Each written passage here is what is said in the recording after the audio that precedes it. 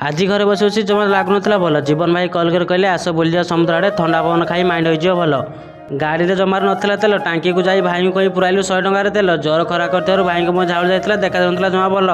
ବାଟରେ ଯାଉ ଯାଉ ଦେଖିଲୁ ଆମ ଗାଁ ମଣ୍ଡପରେ ଦୁର୍ଗା ପୂଜା ପାଇଁ ଜୋରସୋରରେ ସଜା ଚାଲିଛି। ମେଢ଼ଗୁଡ଼ା ଦେଖିବାକୁ ସୁନ୍ଦର ଲାଗୁଛି, କାହିଁକିନା ତା ଉପରେ ପିଙ୍କ କଲର କପଡ଼ା ସହ ଫୁଲର ଡିଜାଇନ ହୋଇଛି।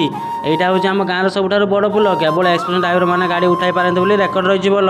ପୋଲଟି ବହୁତ ଉଞ୍ଚା ହୋଇଥିବାରୁ ନଈଗୁଡ଼ା ଦେଖାଯାଉଥିଲା ଛୋଟ। ସନ୍ଧ୍ୟା ହୋଇ ଆସିଥିବାରୁ ଭିଡ଼ିଓଟି ଆସୁଥିଲା ଭଲ। ଗାଡ଼ି ନଥିବାରୁ ଗୋଟେ ଗାଡ଼ିରେ ଆସିଲେ 3 ଜଣ। ସମୁଦ୍ର ପାଖେଇ ଆସିଥିବାରୁ ଚାରିଆଡ଼େ ଦେଖାଯାଉଥିଲା ଗଛର ବଣ।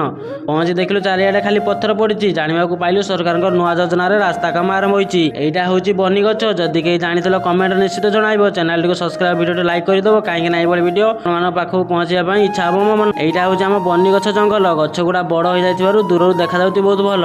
ଆଜି ପାଇଁ ଏତିକିରେ ରହିଲି। ଯେଉଁ ଭାଇମାନେ ଚ୍ୟାନେଲକୁ ସବସ୍କ୍ରାଇବ କରୁଥିବେ ତାଙ୍କର ଜୀବନ ମଙ୍ଗଳମୟ ହେଉ ବୋଲି ଠାକୁରଙ୍କ ପାଖରେ ପ୍ରାର୍ଥନା କରି ପୁଣି ଦେଖା ହେବ ନେକ୍ସଟ ଭିଡ଼ିଓରେ। ସେତେ ପର୍ଯ୍ୟନ୍ତ ରହିଲି। ଜୟ ଜଗନ୍ନାଥ।